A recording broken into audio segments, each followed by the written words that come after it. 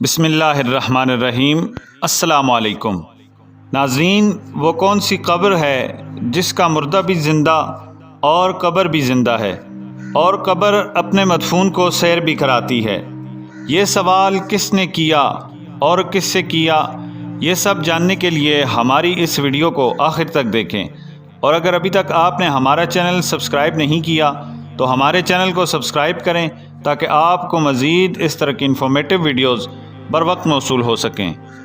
ناظرین، ایک دفعہ کا ذکر ہے کہ حضرت عمر رضی اللہ تعالی عنہ کو ایک عیسائی حکمران نے خط لکھا اور کہا کہ آپ رضی اللہ تعالی عنہ اس سوالات کے جواب دیں۔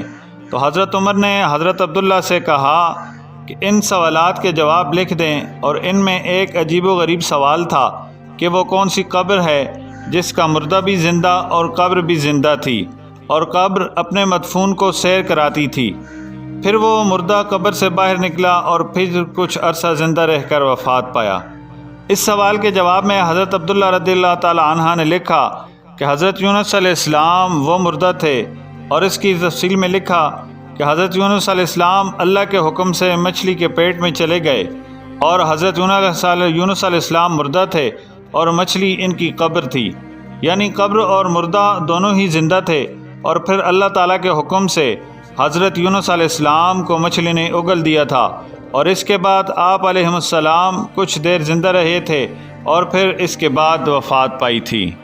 ناظرین، حضرت یونس علیہ السلام قوم سمود کے نبی تھے۔ آپ علیہ السلام نے قوم سمود کو راہ راست پر لانے کی بہت کوششیں کی، لیکن بھٹکی قوم آپ علیہ السلام کی نصیحت کا کوئی اثر نہ ہوا، تو آپ علیہ السلام کو یقین ہو گیا کہ لوگ خدا پر ایمان لائیں گے۔ تب آپ علیہ السلام مایوس ہو گئے، اور مایوسی کی حالت میں آپ نے قوم سمود کی تباہی و بربادی کے لیے بد دعا کی اور اس سرزمین سے نکل پڑے۔ اب چلتے چلتے دریائے فرات کے کنارے پہنچا تو دیکھا کہ ایک کشتی کنارے پر لگی ہے، لوگ اس پر سوار ہو رہے ہیں۔ ان کی دیکھا دیکھی آپ علیہ السلام بھی اس پر سوار ہو گئے، جنہیں جانا تھا وہ سب سوار ہو چکے۔ اب کشتی لوگوں سے بھر چکی تھی۔ اب کشتی اپنی منزل کی طرف روانہ ہوئی۔ جب وہ آدھے سمندر میں پہنچی تو کشتی عجیب ڈگمگانے لگی اور سمندر کا پانی بھی پھرنے لگا۔ تو تب لوگوں نے کہا کہ ضرور کوئی ایسا بندہ کشتی میں ہے جس سے اللہ تعالیٰ ناراض ہے۔ اس پر حضرت یونس علیہ السلام کھڑے ہو گئے اور کہا، میں ہی ہوں جس سے بڑی غلطی سرزد ہو گئی ہے، مجھے اس کشتی سے نکال دیا جائے تو آئی ہوئی مصیبت ٹل سکتی ہے۔ اب تمام مسافر حضرت یونس علیہ السلام کا منہ تکتے رہ گئے، جس نے وہ حیران تھے کہ اس شخص نے خود ہی اپنی غلطی کا اظہار کیا۔ پھر سب نے ایک زبان ہو کر کہا، یہ تو فرشتہ صفت انسان معلوم ہوتا ہے، ہم کسی حال میں اسے کشتی سے نہیں نکال سکتے۔